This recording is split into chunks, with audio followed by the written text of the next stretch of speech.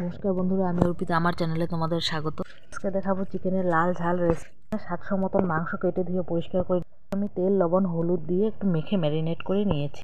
এদিকে থালায় আদা, রসুন, পেঁয়াজ, লঙ্কা, আলু সব আমি কেটে ধুয়ে পরিষ্কার করে নিয়েছি। এবার কড়াই গরম হয়ে গেলে কড়াইয়ে তেল দিয়ে আলুগুলোকে দিয়ে, এগুলো কিন্তু নতুন আলুগুলোকে দিয়ে আমি একটু লাল লাল করে ভেজে নেব।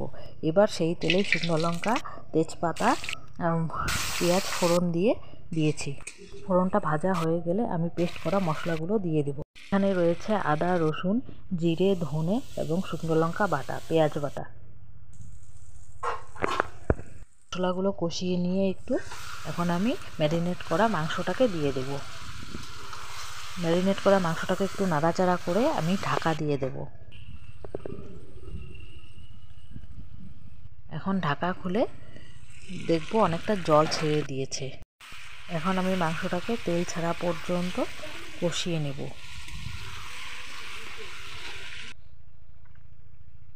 দেখো প্রায় তেল ছেড়ে দিয়েছে। এখন আমি আলুগুলোকে দিয়ে দেব। ভেজে রেখেছিলাম আলুগুলো।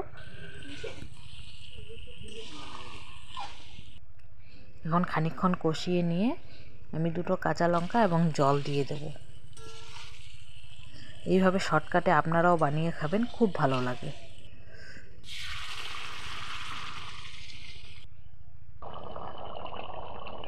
জল দিয়ে দিয়েছি, ঝোল ফুটে উঠছে।